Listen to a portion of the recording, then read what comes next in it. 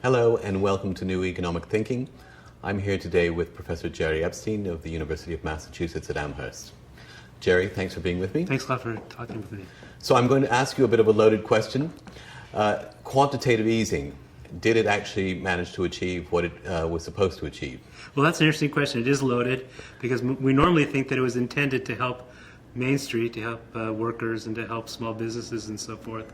But in fact, there's a lot of evidence that at least the initial rounds of quantitative easing were primarily intended to help the banks,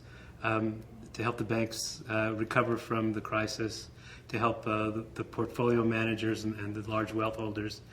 And there's a lot of evidence in some papers that I wrote with Juan Montesino that in fact it succeeded in doing that, but didn't do a lot for Main Street. And in fact, as you pointed out in the paper, it was terrifically successful in terms of satisfying the needs of its primary constituents. That's right. We did, in fact, a series of three studies in conjunction or as part of an INET project. One was looking at QE1, quantitative easing 1, the first set of quantitative easing where the Federal Reserve bought asset-backed securities. Those were the securities that were so implicated in the mortgage crisis. And we looked at data from the large banks, the actual primary dealers that sold those securities to the Federal Reserve when they did QE1. And we looked at another set of fairly large banks that didn't actually serve as primary dealers but had a lot of those securities. And finally, we had a third group of banks that didn't have many of those securities. And we studied the impact of QE on the profitability of these three groups of banks. And what we found was that it significantly, both in economic and statistical terms, significantly increased the profits of the primary dealers. It also helped, but not quite so much, the banks that had a lot of these securities. Because when they bought the securities, it raised the prices. And so those banks that were holding them, even if they weren't directly trading with the Fed, they benefited too. And when you say they raised the prices, that implies that they weren't perhaps paying market values, that they were obviously paying an elevated price from what they were actually intrinsically worth. That's right. In fact, that was the intention, was to get these toxic assets, these dead assets, off of the books of these banks and to pay higher dollar for them in order to try to keep the banks from going bankrupt. In that sense, quantitative easing is the true child of Henry Paulson's first attempt, the so-called MLEC, because he actually had the misfortune of being honest enough to say that the objective is to take these toxic assets off the balance sheets of the banks at as high a price as possible. And of course, he acknowledged that that's the way you can recapitalize the banks and restore their profitability and prevent an impairment of the credit system. So in the limited economic logic, he was right. But of course, politically, it was a non-starter because you were just implicitly giving a massive subsidy to Wall Street at the expense of Main Street. Right. So this was one way that they could try to accomplish as much of that as they could get away with under the strictures of open market, this quantitative easing, this type of open market operations. Now, Ben Bernanke has often said that he's used QE as an excuse in the sense he says it was an offset for the amount of political dysfunction that was in Congress, that we didn't get a sufficient fiscal response, therefore the Federal Reserve was left with no choice but to take increasingly radical measures, of which QE was perhaps the most extreme manifestation. And his argument was that this had to be done in order to help Main Street along. Well, it's certainly the case that fiscal policy had been hijacked by the Austerians, including, unfortunately, a lot of the Democratic Party, too. It wasn't just the Republicans. So, yes, Bernanke thought, well, we have to expand QE because we're the only people who are doing anything to try to increase the economic growth in the economy. And so we did another study to look at not just the first round of QE, but at all three rounds of QE. And we looked not only at the impact on the banks of those three rounds, but what we found, what we looked at was the impact on all industries, on all firms in the economy, and of all three different. And what did you find? What was your on those, what we found was that here we looked at, there was kind of an intervention study. We looked at the unexpected increase in stock prices when these rounds of QE were announced or implemented. And what we found was that with QE1, it wasn't just the banks, in fact, that were expected to benefit. Other industries like housing was expected to benefit, and cars, automobiles, and so forth were expected to benefit, as well as the banks. And in QE2, which Bernanke was really pushing as a way of trying to expand the program, where they also... And what difference? In what way was QE2 different from QE1? QE1 focused on asset-backed securities. Right. QE2 focused on long-term Treasury bills to try to and the theory was that it was supposedly like a modern day Operation Twist. You reduce prices at the long end. The theory being that this is what the rate that mortgages are keyed off. So you help the housing market, you help stressed borrowers, and in that regard, help Main Street. That's the theory. That's the theory. But in practice, your research says something very, very different. Right. Well, in practice, this is what we found: that investors initially thought that it would help a broad range of industries in QE2. By QE3, the only ones that were expected to be helped were the very large banks and a few random components. So and again, QE3... QE3 was just an extension, an indefinite extension of QE2, essentially. And so by that time, what happened was that what we call QE fatigue set in. That is, it was becoming clear that QE was not really helping much of the economy. That the only sector that it was really helping were the big banks. And so there was not a lot of support among other industries for the continuation of QE3. And there was a lot of opposition coming from elsewhere. And the only ones sitting out there were the big banks. And so the Federal Reserve thought, well, we might as well not continue this. We can keep interest rates as low as we want for as long as we want. We'll just close down QE because we're getting too much political opposition and nobody seems to be benefited. And at a certain point, you can even make the case that actually by keeping these rates lower and encouraging banks to swap their interest-generating bonds with reserves, functionally, they were actually depriving themselves of interest income. That's right. So at a certain point, there was this kind of tension between getting short-term interest income, which a lot of the banks were losing out on and beginning to feel very stressed about, and the large banks were still able to use the short-term interest rates to make all kinds of complex trades, so they were still doing well. By the end, this was beyond the time of path of our study, but by the end, a lot of the banks were pushing Yellen and the Fed to raise interest rates, and ultimately, as we saw a couple of weeks ago, she caved in and did that. And do you think there's any connection between that policy and the move to increase interest on reserves? Was that a way, for example, of helping for the banks to generate some offset income loss by paying them interest on their reserve holdings? Yes, I think so.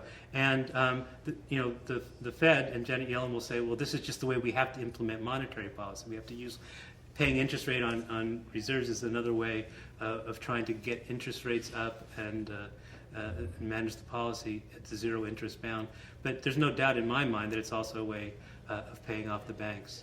And what we found, and what many studies have found, is that the impact on Main Street of all of these policies was minimal. In fact, we have this paradox where for decades, those of us writing about monetary policy found that increases in interest rates hurt Main Street. It hurt debtors, it hurt workers, and helped the banks. And so when the Federal Reserve was raising interest rates, that's what helped the banks and hurt everybody else.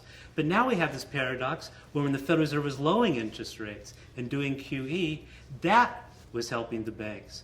And what was the impact on everybody else? Well, it really worsened income distribution, and this is the third study that we did.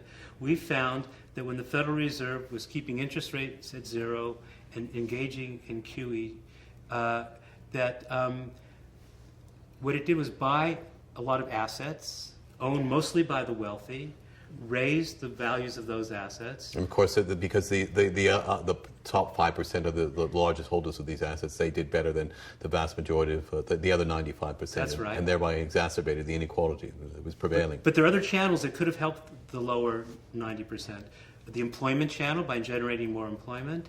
The problem there was that wages actually fell real wages actually remained stuck or fell during this period, and it didn't generate that much employment or that much full-time employment. But you can argue that's a failure of fiscal policy, that maybe monetary policy shouldn't be expected to do that. That's right. And so let me just quickly say two other things. It didn't Yep. raise inflation because inflation is stuck very low because of all the fiscal slack in this economy and the rest of the world. And it really didn't help mortgagers. A lot of mortgagers refinance their loans because the banks still won't refinance mortgages that are underwater. So the lesson that we drew from all three studies is the way that monetary policy is conducted in this environment, with the financial system broke, with the labor market broke, and workers and others having so little power to get wage increases. So in that context, the way financial monetary policy works is to exacerbate inequality. And what the Federal Reserve has to do is to start figuring out more direct ways to get credit to households and communities and small business, bypassing the standard channels. And fiscal policy, as you said, really has to start playing Fiscal its role. policy is the key, although you would think now that with an election year coming up and a Congress dominated by the Republicans, that the fiscal channel is likely to remain underutilized, which really is a concern because, as you say, monetary policy ease or stimulus has run its course, and there doesn't seem to be anything coming from the other side. So you wonder what's going to be the next thing to get the economy going again. I wonder too. There is an argument, though, which says that the effects of monetary policy in any case are overrated because it's tantamount to using a cleaver when you're doing surgery as opposed to using a scalpel, in the sense that, well, you pointed out in certain points in history, raising rates has helped certain people, and in the previous cycle of quantitative easing, lowering rates helped another class of people. And again, that's not surprising because, for every borrower, there's a saver or a pension holder who loses out with the corresponding loss of income as rates come down.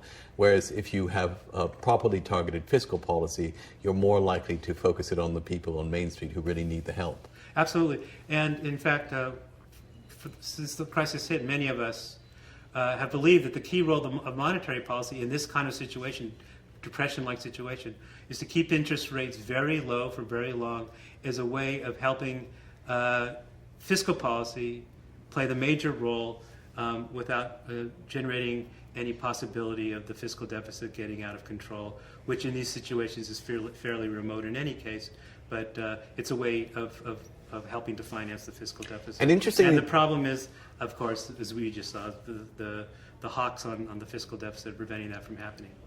And interestingly enough, Bernanke himself has actually often conceded that point because he has talked about the loss of income in some of his papers as impairing the fiscal channel. So he does seem to implicitly concede that a zero interest rate policy is actually not as helpful to Main Street as he's publicly liked to sell it in many times. But here, the thing is, if the fiscal, as you said, under the current and likely political configuration, fiscal policy isn't going to do much, then the eyes have to go back to the Fed.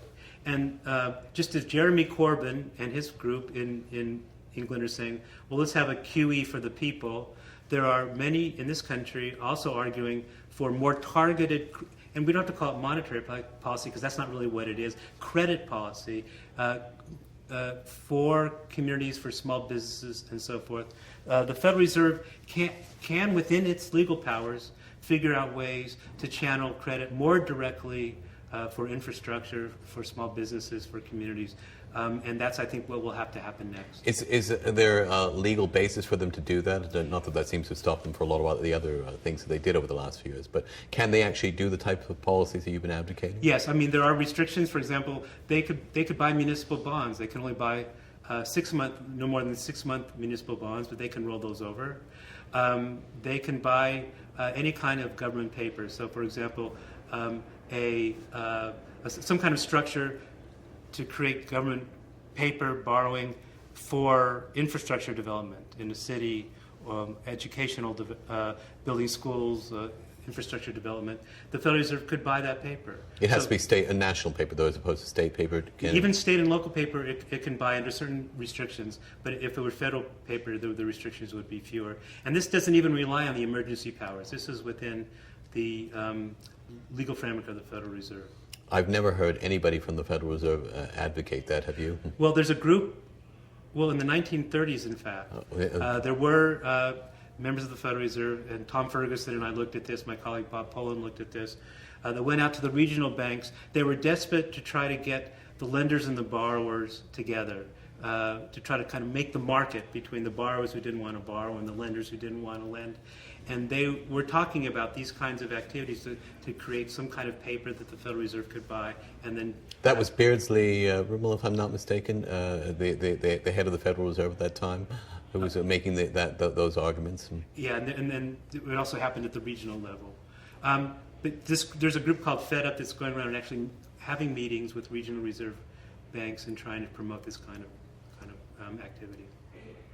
And so what do you think is the next step? The Fed seems to me to be in a very cowed position politically because, as you say, they have done things which have not worked as advertised. And so I think they may be more reluctant to, and they're certainly going to be under enormous political pressure not to undertake the kinds of radical or measures that you're suggesting here. The Federal Reserve, if they're going to have the political power to do what they want to do, has to step out of its comfort zone in terms of what kinds of allies and constituencies it reaches out to. Historically, the way the Federal Reserve has maintained its power and accumulated power is by developing its constituency of the commercial banks, and particularly the large commercial banks. Now the commercial banks are angry to some extent that the Fed is not at its monetary policy so much, which as I just suggested they're happy with. They're angry at the regulatory policies where the Fed is taking some steps to rein in some of the excesses of the private banking system. And so I think the big banks that typically would have been defending the Fed against the Congress and so forth much more vociferously than they have been are stepping back a little bit and saying, see, be a little careful here. When they come after you, we might not be there to protect you. So if the Federal Reserve really wants to start engaging with some of these other kinds of policies that really will make a difference, they have to start reaching out to community groups, to small businesses, to other kinds of businesses who can really benefit from these kinds of policies and leave behind the big commercial banks as their main constituency who historically have been defending them.